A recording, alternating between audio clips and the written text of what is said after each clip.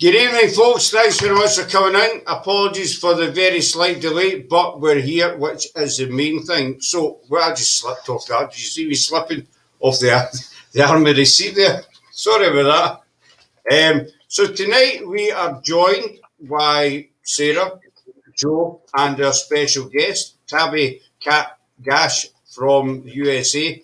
Thanks very much for coming in, Tabby Cat. Thank you. Appreciate you having me.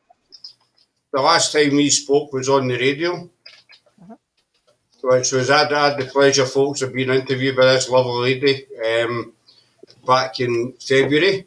So we thought we'd bring her over our side of the pond and we'd interrogate Tabby for us, mix it up a bit. So that's what we do. We drag it all the way over the pond, and she's here tonight. So, to just Tabby, tell us a wee bit about yourself. Obviously, you spoke before, not have you? But just tell us a wee bit about your background and your radio show, etc. If that's all right. Oh, yes. I've been a medium since I've been about 5 years old.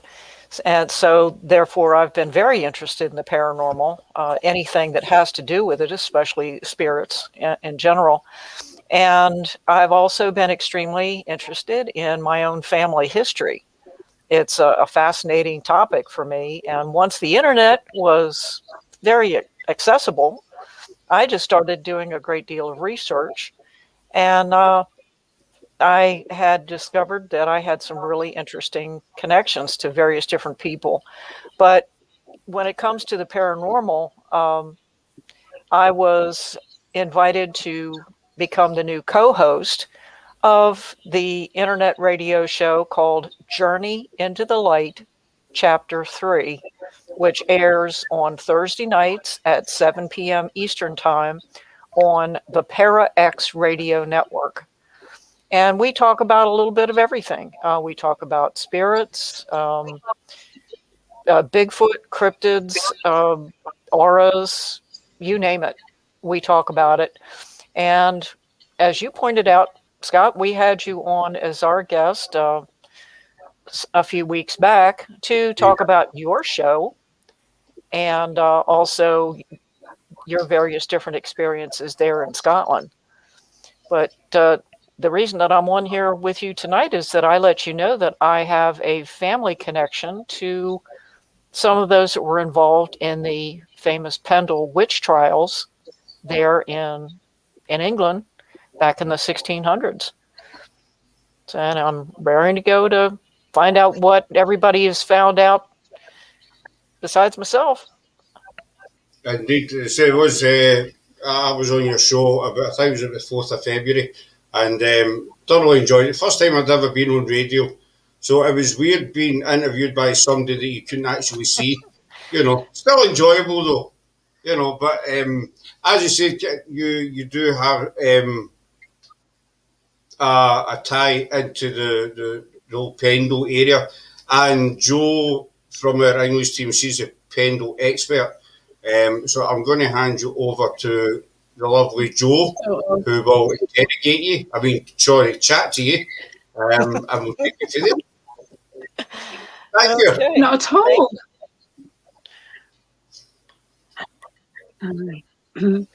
Well, just as Scott says, good evening, Kat. It's lovely to be able to speak to you, and I'm fascinated in what you're going to talk to me about within this next hour or so. So just as you were talking then, you mentioned that you became interested in your family tree. Was that something you were always interested in, or just maybe a little more interested when it was available? No, actually, my family, both sides, had always talked about their own family. Their parents, their grandparents, their great-grandparents, and we would go and visit. I knew my great-grandparents when I was little, and it was always fascinating to hear some of the stories, especially when they would speak about their own ancestors that came from what they referred to as across the pond, whether it be from Scotland or Ireland. We have German, Dutch, a smattering of French, not much, and a handful of Welsh. And they would always talk about some of the relatives that had an accent or some of their slang or the type of music that they like to listen to. And once I was able to make some travels of my own, I have been to Ireland 3 times, England twice, and Scotland twice. And I've just found it absolutely fascinating. And looking into my own family and realizing that they came from these ancient places, oh yeah, I started doing some serious research, and I'm very proud of it. And my Nutter family, which is my paternal side, yeah, it's my father's family. My grandmother, his mother, was a Nutter. And when I started doing the research on the Nutter family, when it first started out, you had, yep, there's me. It started out, just as I said, on the basic computer a long time ago when there really wasn't a great deal that you could put your hands on a regular basis. And then over the years, the more you were able to go into these websites, I was able to find, well, no, this wasn't my ancestor because the dates are all wrong. Similar names, similar places where they were born, but no, this wasn't right. And I thoroughly enjoy sitting down and going through these names and places and dates and realizing that there are 10 million Roberts, 10 million Christophers, 10 million Richards. And you have to really look at the information because otherwise you can get it all wrong. And I know so many people, including a few relatives of mine, that all they do is cut and paste, and they have some of the information wrong. And I've had to correct them on it. So when I was told by another person that the Pendle witch trials, hey, are you related? Was that your family? So I started looking it up, and I finally found a connection, and it's just fascinating. So you can see it starts out with me, and it goes all the way back to the 1300s. So we can see you at the top. That I'm guessing that's you. And then underneath, are you okay to talk us through this first page? Certainly. It starts out with me, Kathy Elaine Snider. I was born in 1955. My husband's name is Ray Gasch, born in 1950. My father's name was William Franklin Snider, born in 1920, died in 1970. His wife, my mother, was Herma Geraldine Husk, born 1925, died 1991. My father's mother was Ina Lucinda Nutter. That's where the Nutter line starts coming in. And his father was Franklin Glenn Snider.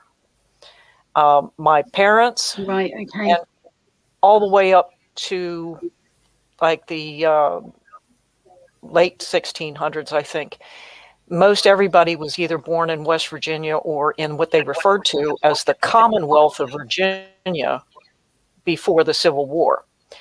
Then the next one is my grandmother's father, John Nutter Jr., and his wife, Laura Scott. The next one, his father, John Nutter Sr., and his wife, Mary Hart. And you see, instead of having West Virginia, it's now just Virginia because they didn't refer to it as that.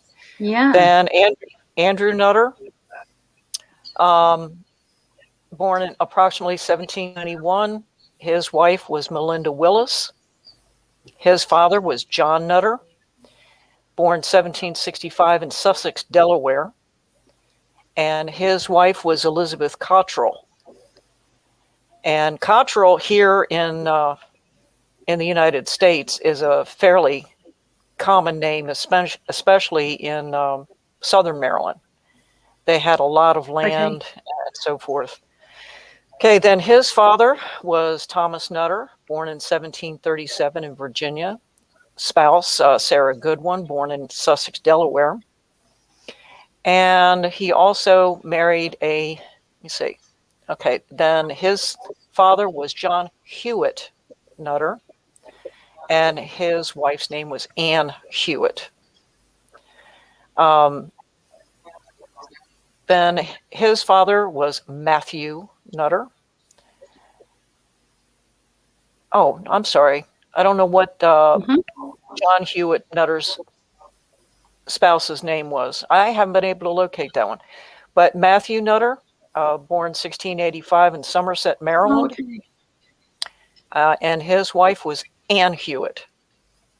That's why his middle name is Hewitt, John Hewitt Nutter, named for his mother's maiden name. Then William Christopher Nutter, born in Lancashire, England in 1636, and his wife was Mary Dorman, born in 1642 in Ireland.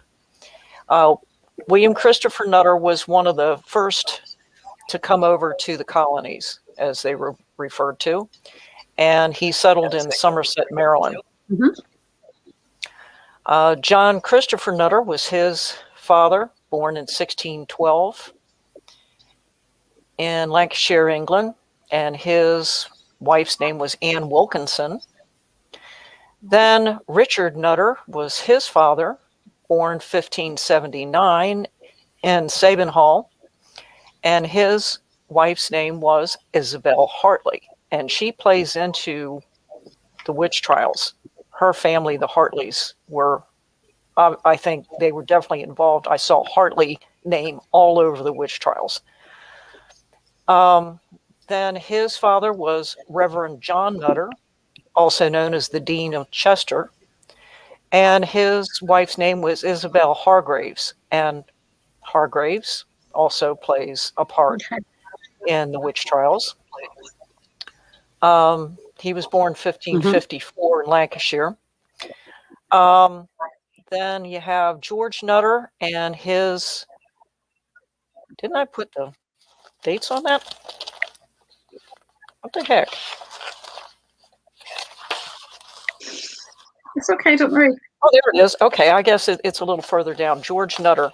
George Nutter was born 1525 in Yorkshire. His wife's name was Anne Keelange, and he died in Sabin Hall. Then there's Sir Charles Nutter, his father, born in 1480 in Sabin Hall, and he died in Somerset. And his wife was Sarah Owens. And then Sir Ellis Nutter, which is my actual connection to the more famous Pendle witch. Sir Ellis Nutter was born in approximately 1455. His wife's name was Lady Ellen Parker.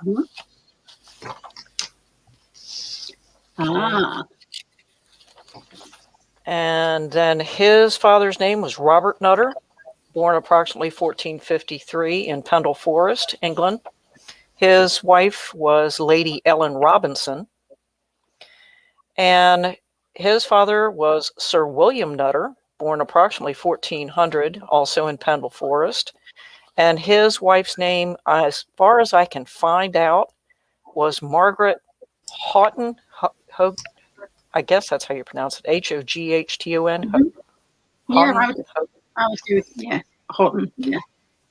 And then, as far back as I've been able to find, is John Nutter, also known as Notor, Notor, born approximately 1380 in Pendle Forest. And his wife's name was Elizabeth Bulcock. So there you go. Right. So I'm sure you probably recognize that is all those names. That's extensive. Yeah. Wow. Okay. Relationship. All right. Sorry, I'm just reading your the connection part at the bottom. Okay. If you want to, I mean, I'm happy to read it, but yeah, if you want to, you can. Okay. Wow, that is some impressive research. First of all, Kat, how long did that actually take you?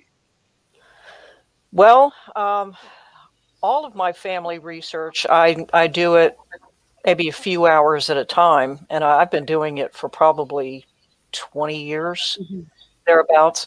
But when I was trying to find out my Mhm. exact connection to um, Alice Nutter of the Mhm. Pendle Witch Trials, I had to do a little bit of extra research because up until then, I'd pretty much just looked at my direct Okay. descendants, I mean, direct ancestors. But then I had to figure out, well, Mhm. okay, why is this nutter here and why is that nutter there? And what is this spouse's relationship to this person? So this took me, I guess, maybe about a Okay. week, something like that, back and forth to try and find the actual connection. Just okay. I think it was a case of maybe it took you a week with no sleep. Perhaps it's impressive, very impressive. Um, Thank you. was most of the research done at home? No, did you do when you travel to England? I know you mentioned you've been to England. Was it easier to get your research done over here than it was at home, or was it which did you easier? I never did any research in any of the three countries. I went there to see the country. So all of my research I've done right here in my Oh, home. okay. Everything's been done here. Wow, hats off. Really, that's really impressive. Just a couple of things, questions, but things that maybe you could possibly answer. I've noticed, looking at your fascinating family tree, that in 1636, Christopher Nutter ends up coming across to you guys, like you say, as part of the colonies. Do you think that Christopher Nutter was deported through being naughty, or do you think it was maybe Nutters of 60 links? Do you think it was maybe something that had anything to do with his religion, or do you think maybe he was a bit naughty? Well, to be very honest with you, the only thing that I can find out about Christopher Nutter is that he had considered himself to be a Quaker, and that I think was Okay. more tolerated in England than the Catholics were at that period of time. But I think mostly he wanted to come over Mm-hmm. for the opportunity to own land because he owned a lot of it in southern Maryland. After he got Oh, here, okay. and his few sons, they owned a lot of land in Maryland, and they didn't give it up until the Revolutionary War. The family didn't, because by the time the British were trying to come back over and take back over the colonies, Mm-hmm. most of the people that were not loyalists to the crown, they needed to get away from the coast, the East Coast, because that's where the British were all, making landfall. So unfortunately, they either Okay. had to sell their land or they just flat out abandoned it just to get away from the area because they Mm-hmm. knew that sooner or later a lot of that land was going to get taken over by the British. I mean, you had crops, you Mm-hmm. had tobacco, you had livestock, and they needed all these things. So the Nutter family eventually moved their way from southern Maryland into the Commonwealth of Virginia, and then eventually moved a little further Okay. north in what is now known as West Virginia. So that's what the progression was. They Right. started Okay. out, I think, in the port of Philadelphia. I think that's where they came in. They lived in Delaware for a while and then moved from Mm-hmm. Delaware and moved directly south into southern Maryland. But I think it was mostly just for Right. the land Not only were opportunity. the Okay, not only were the Nutters, as we know, big landowners over here in Britain, they were also big landowners over in America too. Mhm, definitely. And in Manokin,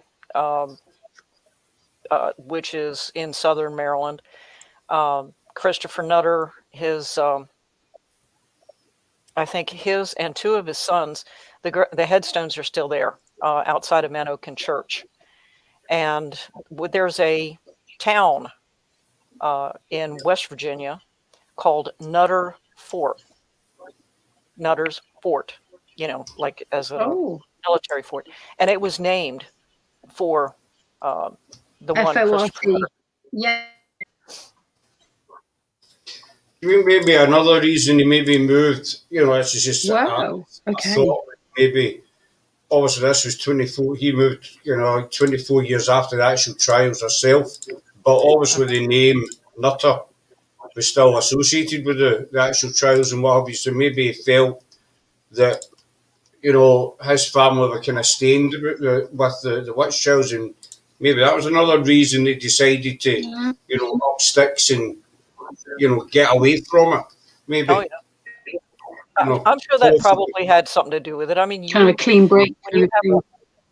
You have a stigma about a particular thing. Now, another interesting part of the Nutter family that lived in West Virginia, talk about something following you around.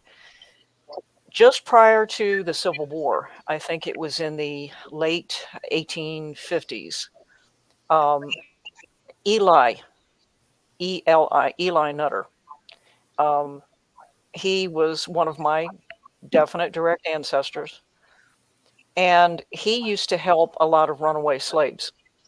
He was part of the Underground Railroad, and he would take a lot of the slaves and he would hide them on his property, and then he would help them to go across the river into Ohio. And it's just very convenient that over a 4-year period, 3 of his sons just died mysteriously. One of them supposedly fell off his horse.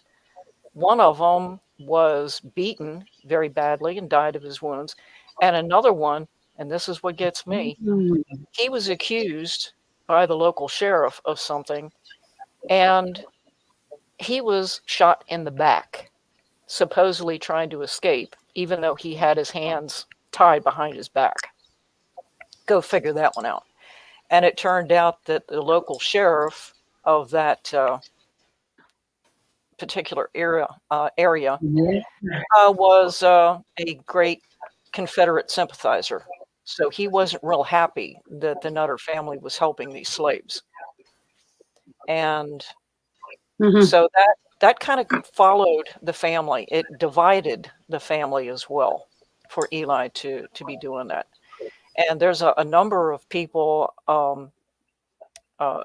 those of color, that live right across the river in Ohio.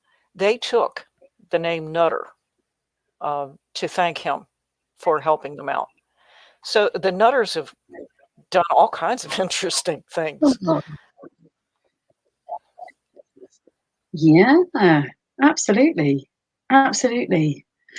So, Kat, just going back to your time in England, were you fortunate enough to visit the beautiful Pendle Hill?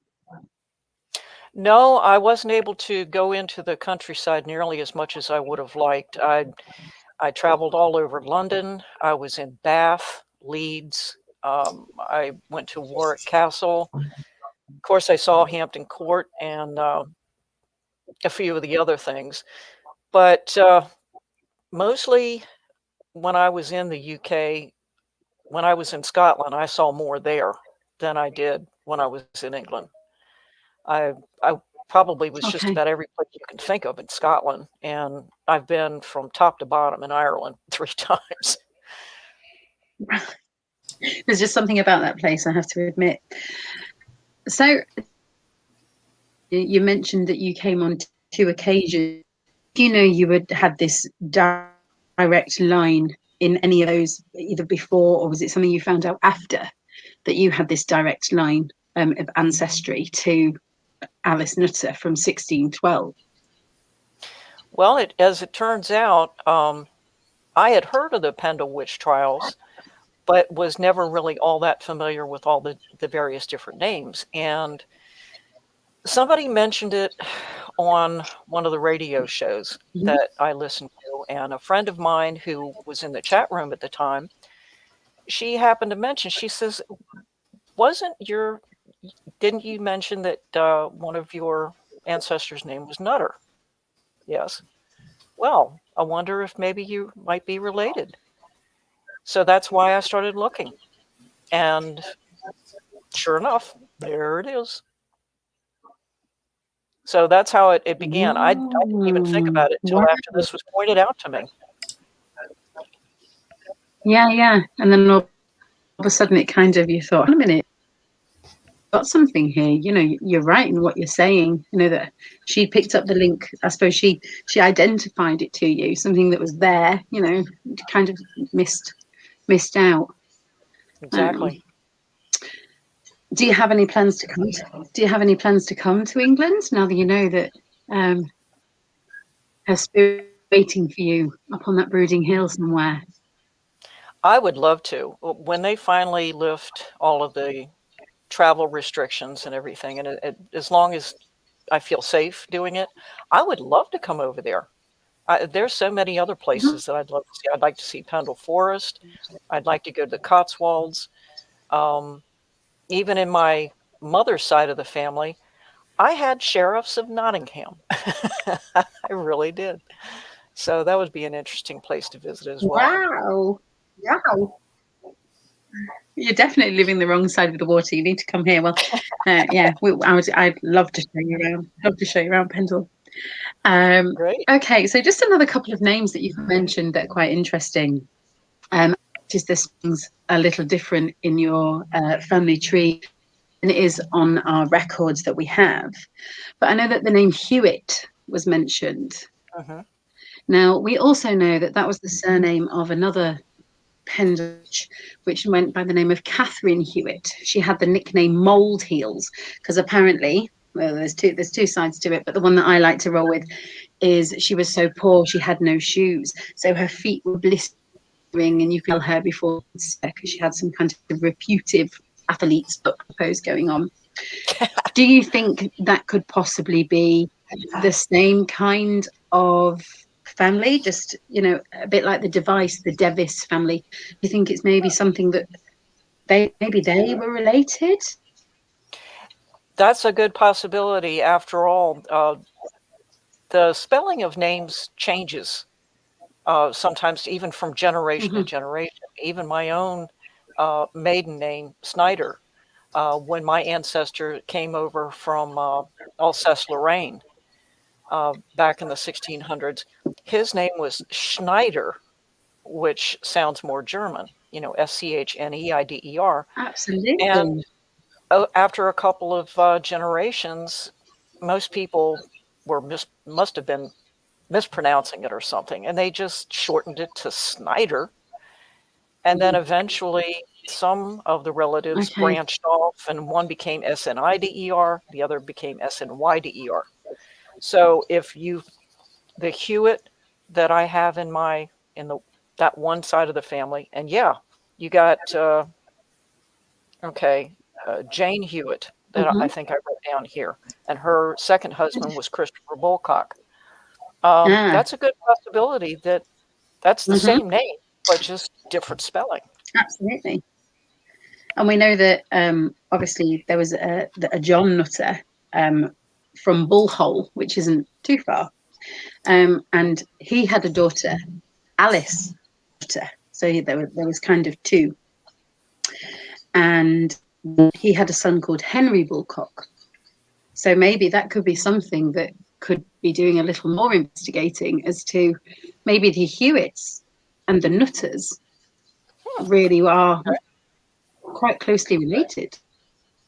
Yeah, I mean, that's a because good back in 12 common cousin or anything like that, was it? So maybe, you know, you've just perhaps opened a door for a little bit more of a delve into that.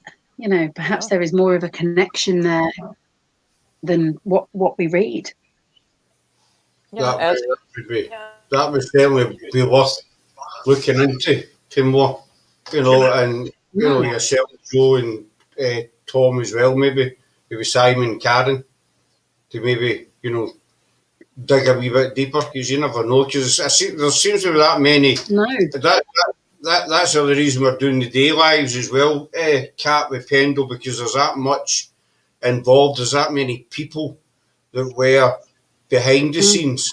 Everybody, as I said before, everybody when we talk about Pendle, it's mostly just the witches, Roger Knowles, John Law, the sort of main characters, but there's a lot of people that were involved and that affected indirectly. So, there's more names come up, and I know Joe and her team found more names last week as well. So, it's just the sheer amount of people that were actually maybe not directly involved, but were affected or involved in some kind of indirect way, if that makes sense. Oh, no, yeah, it makes perfect Kind sense. of related.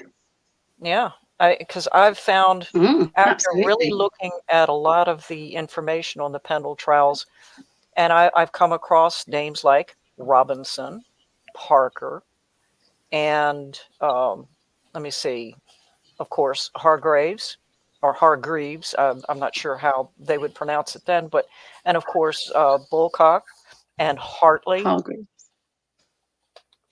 So I have an Alice Hartley in my family that was, married to one of the Nutters. And so it seems like all of those families, apparently because they lived in such close proximity to one another, they intermarried, amongst the families all the time. And one thing that I did find out in my own family tree is that there were second husbands, second wives, that were all sometimes keeping within the family, keeping within the Nutter family. Like finding out that Alice Nutter is actually the sister-in-law to Jane Bulcock, and Jane Bulcock was married to let me see, where did I find it? Okay, the Bulcock connection. Yeah, Miles Nutter, my direct ancestor, and his son John Nutter. Okay. Here's the thing. John Nutter, his wife was Jane Hewitt or Howitt. And Jane Hewitt or Howitt, her second husband was Christopher Bulcock. Jane Hewitt or Howitt was originally married to John Nutter. And it turns out that the son that was tried along with her during the trials, he was actually Nutter's son, not Christopher Bulcock. And I thought that was pretty cool. He was John Nutter's. Yeah, John Nutter's son, not Christopher Bulcock's, not her second husband. And let me see. It could be quite confusing because there's that many names intertwined, and then a lot of people kind of moved about as well. There's Beep Beep. Hi Beep Beep buddy, and everybody else in chat with Beep Beep saying I live in Lancashire. Ireland. My mum's mum and dad used to live in Ireland. So he thought he lived in Ireland. That's why I said it was interesting. So his relations came to Ireland. He now lives in Lancashire. So no doubt if people lived in the Pendle area like Bill Cox and Nutters, and they're kind of spread out, like Christopher that came over to the States as well. Wow. So it's hard to describe it. So all these people and then just kind of go, everywhere. It will make your head explode. Bang, but everywhere, Yeah. And so as we try to get the pieces of the jigsaw puzzle, find them all and piece them together again, and hopefully get some kind of result from it. Well, as I once said to someone, that while working on my family tree, it's interesting to shake that tree and see what kind of nuts fall out of it. And as it turns out, I do have a lot of nuts, and especially nutters. That's So, good. That's good. That's good. So just another couple of names, Kat, that you have managed to uncover was, I know that you mentioned Hargreaves. Now, to the best of my research, that we know that Hargreaves was the constable to Roger Knowles. So, well, he was involved in the arrests. He was the knock at the door. So technically, in a way, he's arrested. Maybe would it be his second cousin, perhaps, in a way? okay. If that would be possible. They would also have been related. Well, let me see. My Hargreaves connection. Let me see. Yeah, Alice Whitaker, which is Alice Nutter, Which we know is Nutter. right? Her daughter, Elizabeth, married a different Christopher Hargreaves. But my Hargreaves connection, my one ancestor, Reverend John Nutter, his wife's name was Alice Ann Fletcher, and his daughter was Isabella Hargreaves. Oh, okay. Okay. So again, So you have it's Richard quite a Hargreaves. strong link, really. Yeah.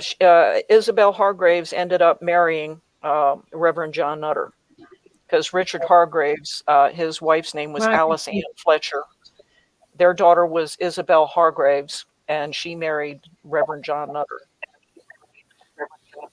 And somehow or another, I haven't been able to find the total connection between the two, because the Hargreaves seem to have somehow or another changed a few names.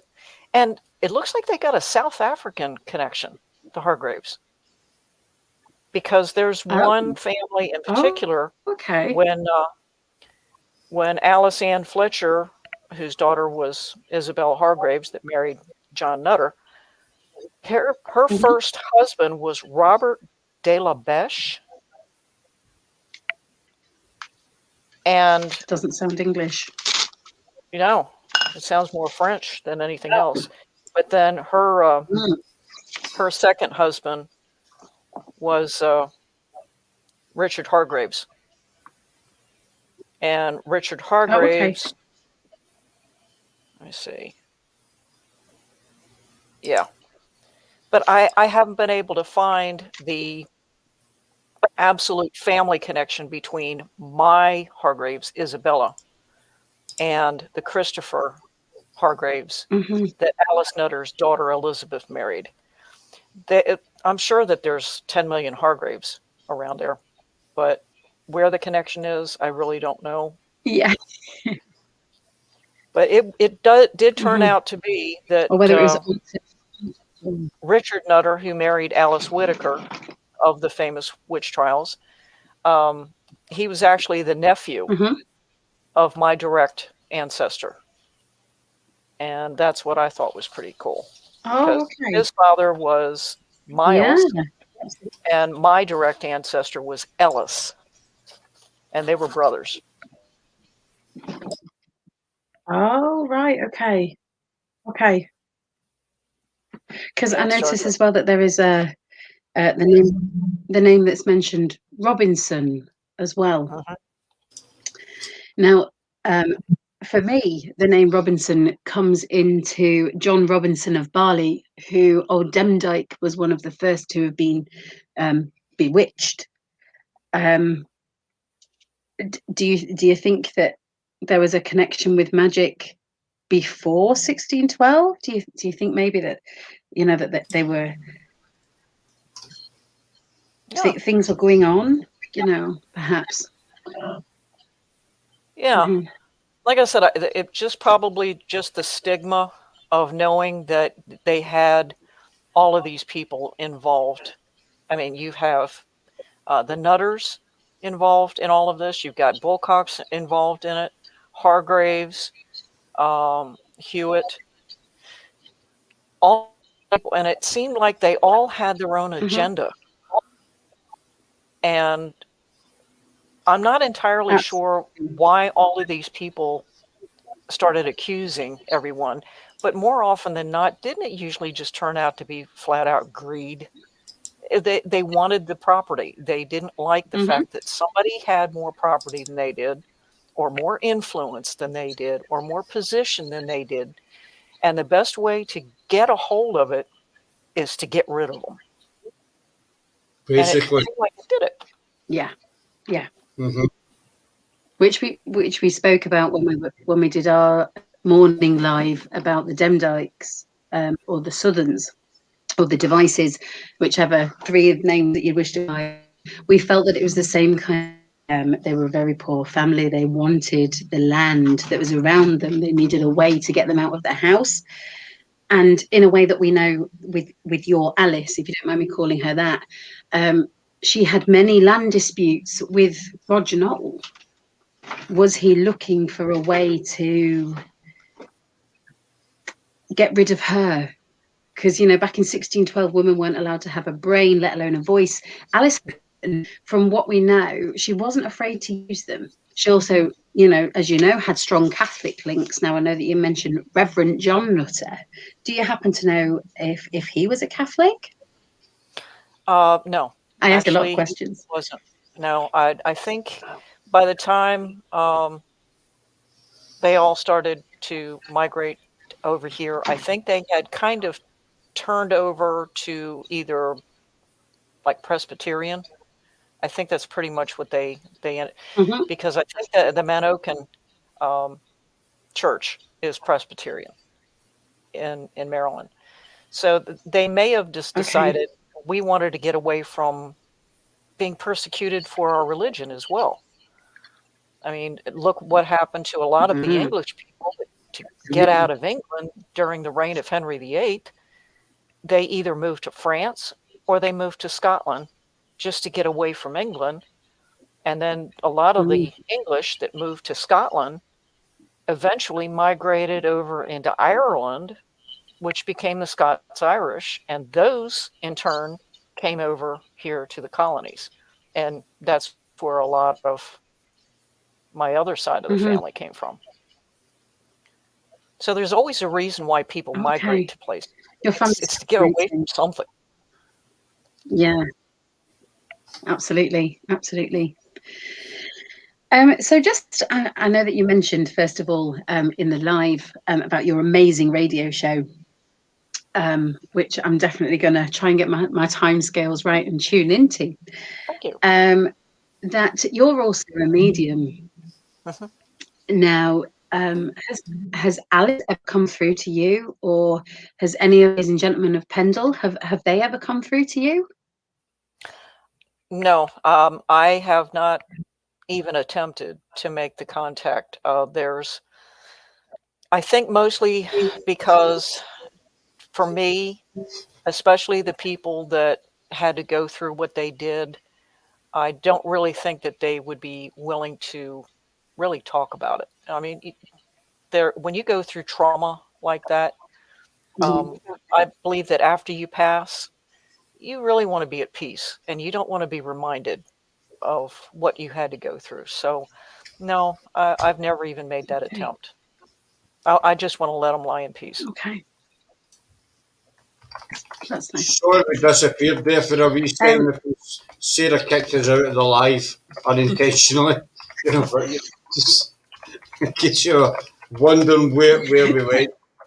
Fade in and out.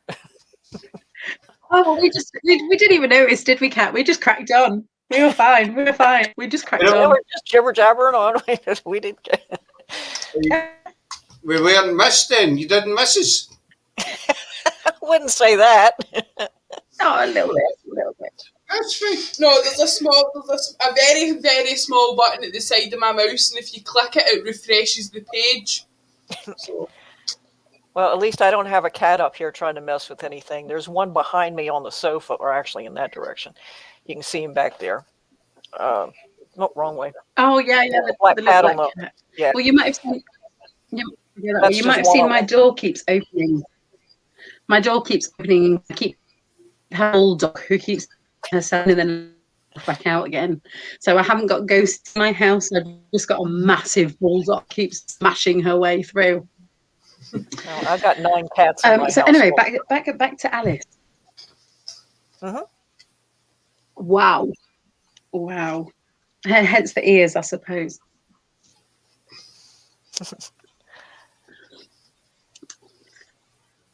So just back to Alice. Now we know obviously met her fate from the Lancashire trials that happened. Oh, I don't know. They're cool. They're cool. Ah. So she met her trial up in the assizes and met the faith that was to come to her by hanging in something that maybe she was innocent from, or maybe that she was guilty of. But Alice never said a word. She confirmed her name in the trial. That's pretty much it. Never. Yeah, I don't imagine that it would really matter a lot. Um, if you were absolutely convinced that nothing you're going to say is going to convince them otherwise.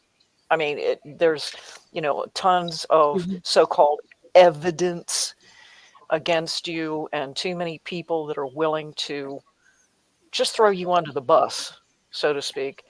Um, Mhm. you probably aren't likely to even uh, use your breath. I mean, why bother? There wouldn't be any use. Yeah, you could stand there and scream and yell and, try to do anything and everything you can for your defense. But if the mountain of evidence is Mhm. piled up against you, why bother?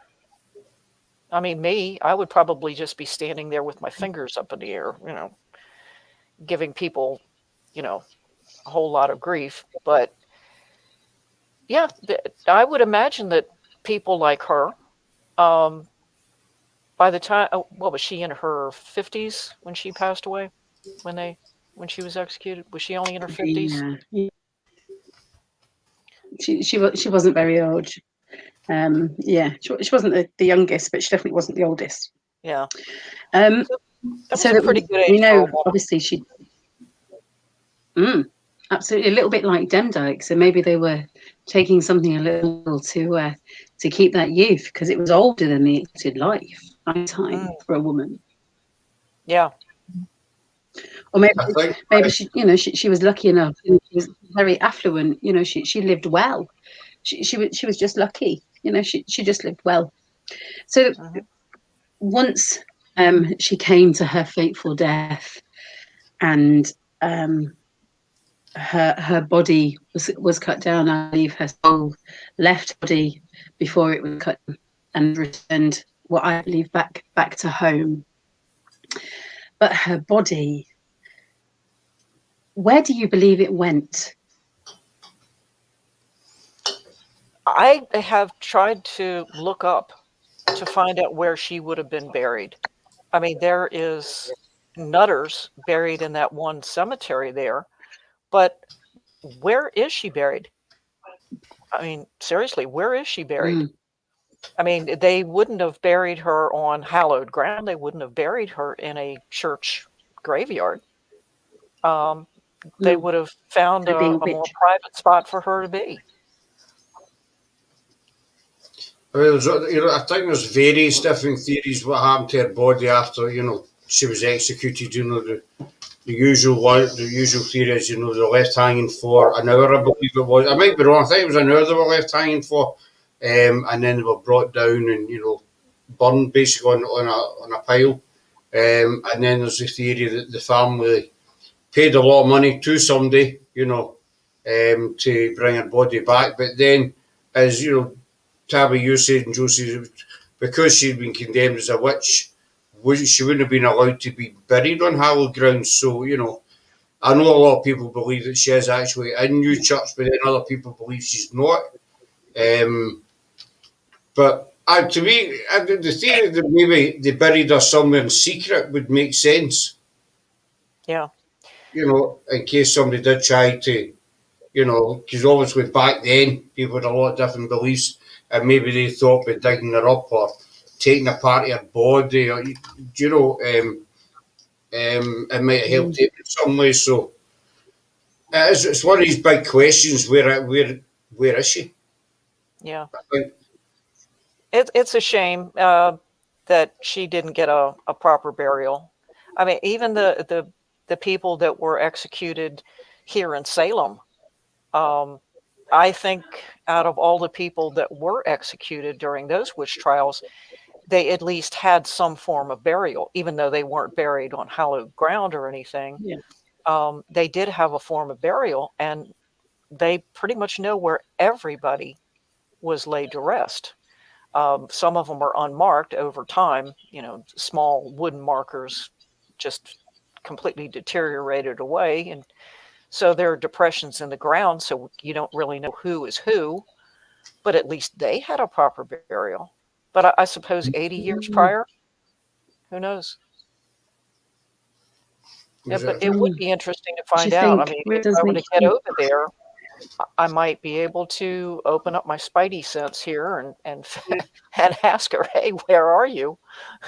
Where are you laid to rest?" well, if you do come over, give me a call. Give me a call. Oh, certainly.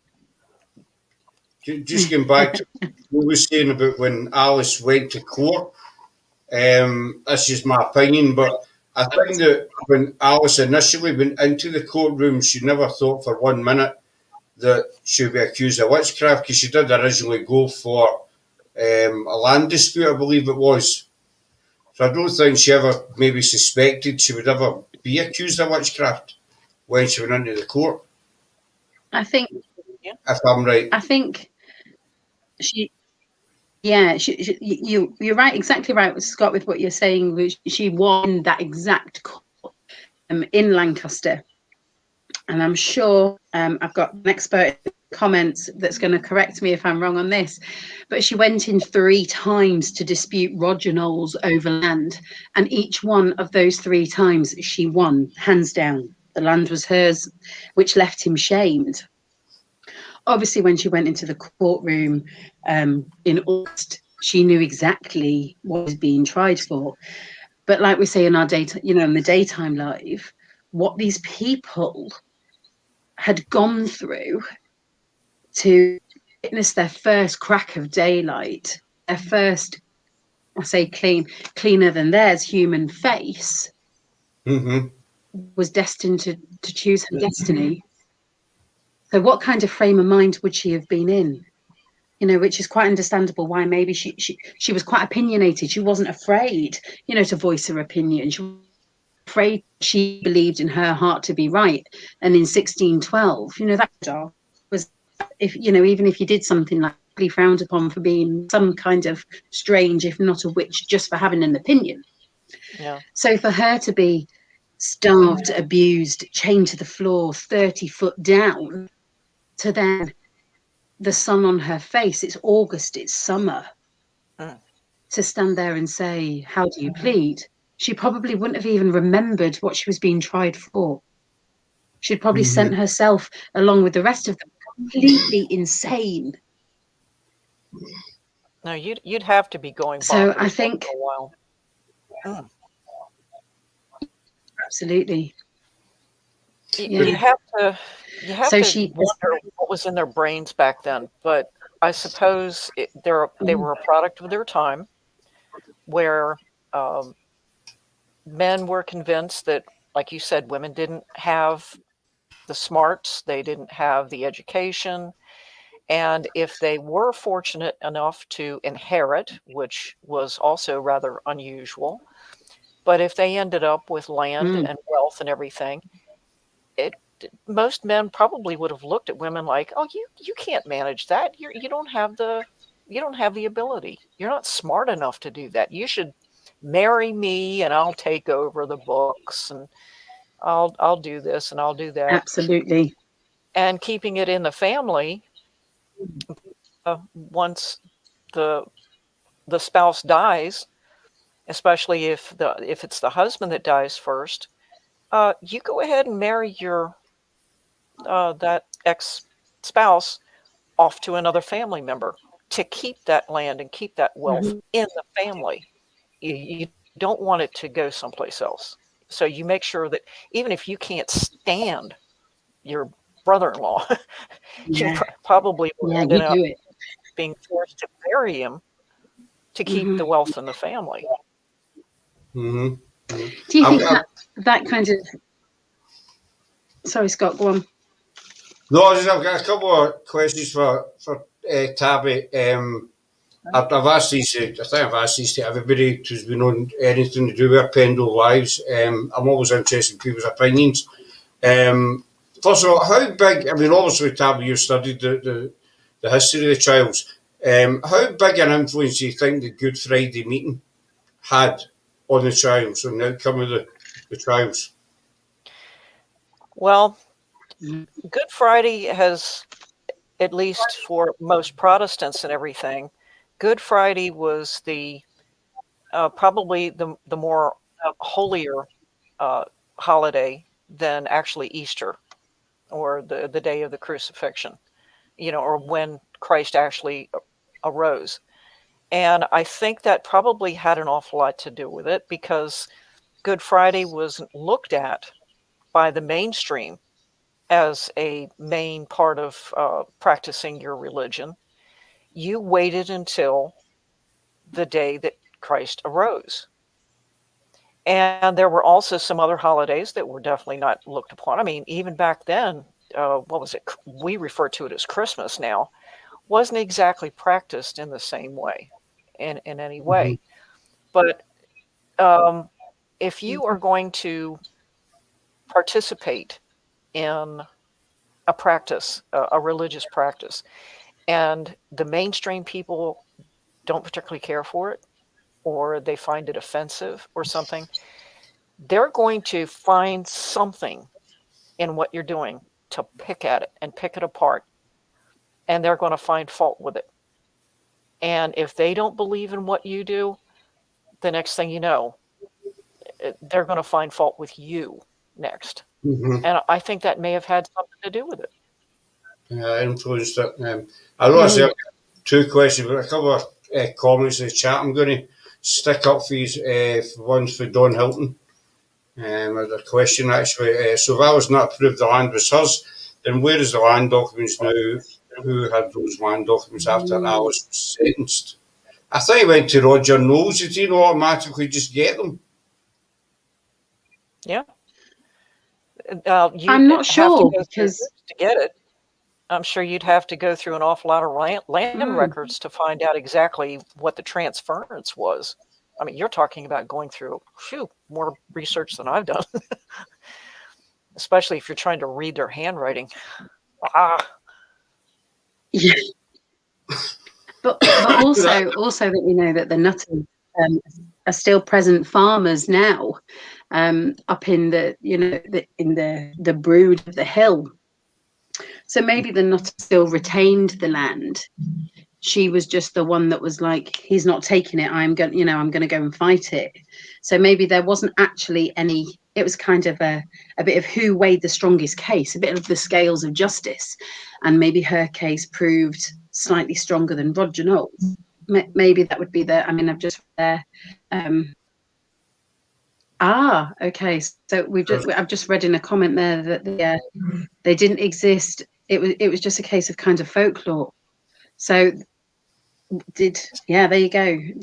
A criminalist land dispute is nothing but local folklore. So as a lot of people that are watching, or Kat, you might have noticed, Thomas Broad, he is our Pendle Witch blog, and he's kind of like our factual expert. Just call him that, Scott. I would call him. No.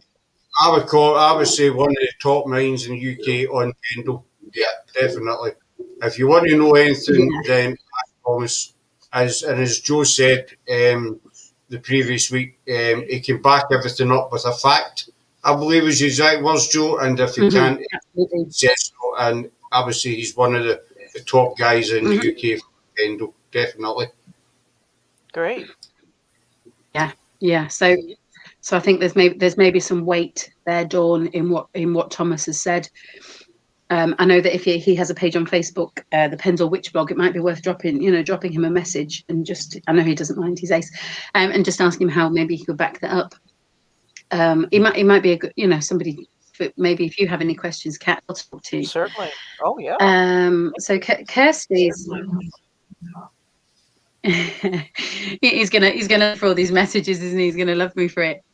So Kirsty, you've said, so maybe knowing her son was with her husband in the courtroom, she didn't want to fight back just in case they got accused also.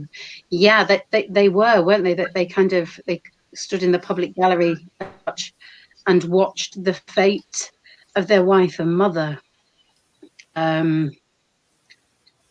It's a little bit, maybe we had a question before about why didn't Elizabeth Devis or Device stand up for her own children? Maybe they were all kind of the same thing. They knew if they started talking, they couldn't stop what was coming out. So Kirsty, absolutely, I really take on board that what you were saying, that maybe her tongue would start rolling and things would be coming out, and before you know, she was mentioning names and places and people. Would you agree, Kat? Definitely. If you were sitting in the gallery watching the trial, some of those relatives, they had to have been sitting there just absolutely heartbroken and not willing to say anything, because if they did, as soon as they got outside the door, somebody's going to point at them and say, "Oh, you're the one that caused my cow to go sour." Mm-hmm. Oh, I mean, that's all it would absolutely. take. Mm-hmm. That's all it would take. Yeah. Glenn's got a question. How many witches were actually found? It was not just one that was acquitted.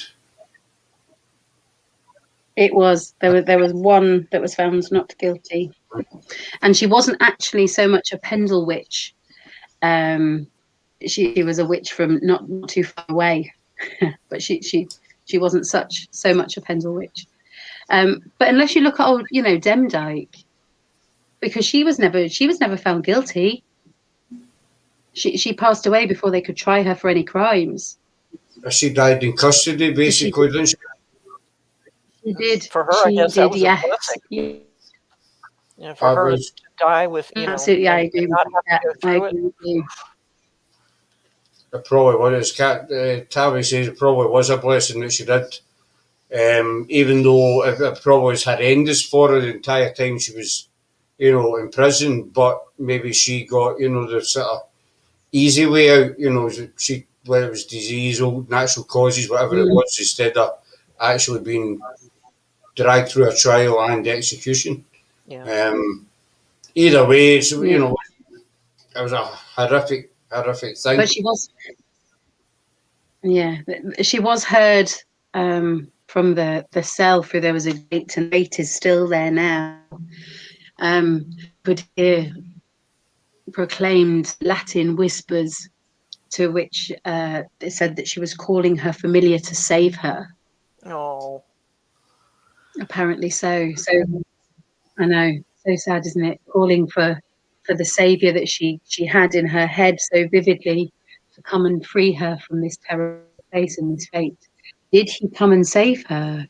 Was he the reason she passed away? Or was she just old and in such terrible conditions? I'm sure stress didn't help. Sidetrack. Yeah, stress did not help. Yeah, absolutely. No. Well, I'm absolutely fascinated. Carry on, Joe.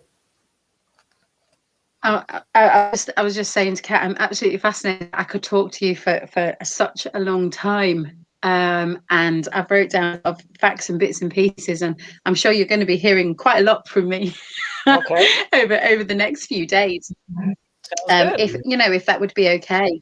That's fine. Because I'm really interested in working on a few of the connections, and I know that you've mentioned Tom as well in our comments. Maybe the three of us could try and help you piece together any unanswered questions that you have as Great, to thank you. surnames or how which and who was related. Yeah, I mean, I would love to, and I know Tom's right up there with births, deaths, marriages, that kind of thing. And it might fill in a few blanks for him too. But yeah, wow, yeah, fantastic. I've loved talking to you. Great. Might solve a mystery or two. So I think we'll wind it up there for just now. But we'll obviously Tabby Cat again because as we said in All Our Lives with Pendle, it's an immense topic. The names go on and on, and you could be here. You could talk about it for months basically. So Yeah. I'll just hold on you for a wee second or two. Tabby, after we come off, if that's all right, don't disappear on us. Oh, there's a comment to Thomas just before we go. Roger was involved in land dispute at the time. Oh yeah, here we go. Hay houses in Savannah. It was centred upon an area of hay houses in Sabden Valley. A possible root of the story is that a number of local farmers held lands bordering into the Rough Lee at one time or another. Among these was another family named Knoll from Fence. We'll be talking about Fence a little more into our part 2. Again, you see what I mean, Kat? He's an interesting guy. Oh yeah. Well, there's a lot of interesting places and names and events and everything. I mean, we have absolutely. such intrigue here in the 21st century. Back then, some of the things that went on that were just so small and petty to our eyes now. But back then, they were serious. They were very serious issues back then. And I think it's just absolutely fascinating to look into not only just the family history, but to find out why they did what they did, why they thought what they did, why they believed what they did. And as my one maternal grandmother always told me, you don't know who you are until you find out where you came from. And I honestly, really well and truly believe that in our DNA, we have a piece of everybody that came before us because that's how we're made up in the first place. We're not just a product of our parents, but our grandparents, our great grandparents, and so forth. Over time, it might get watered down, like putting a drop of food coloring in a glass of water and then emptying it out and pouring more water until it finally gets to the point where you can't see it anymore. I still think that we have that in us. And I really well and truly believe that some of the things that you might like, some of the foods you like to eat, some of the things that you enjoy listening to or things that you enjoy doing, you might scratch your head and say, where in the heck did that come from? Why do I do this? My parents didn't eat this, or my parents didn't do that, or they didn't like this kind of music. Where did I get it from? And then somebody might tell you, well, hey, didn't you know that your grandfather used to listen to that music? Or didn't you realize that your grandmother on the other side ate that kind of food? I think it's embedded in our DNA that we have a bit of everybody that came before us. And that's who we are. And for people to say, oh, well, I'm not interested in my family's history. I don't even know my parents' birthdays. What? Seriously? So you're just living for yourself? That's it? To heck with everybody else. It doesn't make any difference. It's sad, but there are a lot of people that are like that. And I'm fortunate that my own family, I've got so many people in my family that love to do research. And I'm now doing it for my one cousin who wanted to know her mother's family tree. So I'm doing that for her now. And my cousin is a Nutter ancestor or Nutter descendant. So we have a connection. He wants to know about her mother's side of the family. So I'm looking that up. And it's cool. It's really interesting. Yes, it's amazing we can find it. You actually start digging. But so we'll wind it up there just now. So Tabby, we'll just keep you for a wee second or two after we come off, if that's all right, Doll. So I hope you enjoyed tonight. It was certainly very interesting. Oh, I did. Thank you. Very interesting. So to everyone in the chat, thanks very Thank much for you. coming in, folks. Yeah, I appreciate it, and thank you so much for doing the research that you have on this. And I'm anxious to find out what everybody else has managed to dig up for me. Oh, Thank there'll be more. There'll be more digging done. Don't worry. There'll be more digging done. So in the chat, thanks very much for coming in. Well, Thank Joe you. and we'll call them a pendle team are back on Tuesday morning at Yep. half We 10. are 10:30. And Tuesday night at 9 o'clock, we have our London historian Richard Jones who's coming back. We're very happy to say that he's recovered from his illness, so he's coming back Tuesday night. And we're doing another one of my favourite subjects. We're doing a Tudors night with Richard, so that should be really, really good. For those who remember Richard, he was the Jack the Jack the Ripper. the ex. Start again. It was the Jack the Ripper expert who was with us twice last year. He's a ripperologist. He's a ripperologist. Everyone. Okay. So Sounds he's on. Is that even a thing? Well, I don't know if it's a thing. It's a name that's given to ripper experts. I don't know where the name came from, but I know it's a name that's given to him as a ripperologist. But I don't know if it's an actual thing or not. Is it? Yeah. I'm going to Google that and have a look at that. That's it. Sarah said. It's my area of expertise after all. Well, Jack the Ripper was Sarah's puppy on her lives last year. She done a good live on Jack the Ripper. So Richard's back on Tuesday, and we'll be talking about the Tudors, Henry VIII, what it was like to live under Henry's reign, which I'm looking forward to because I think it's something. Cat. Sorry, Joe.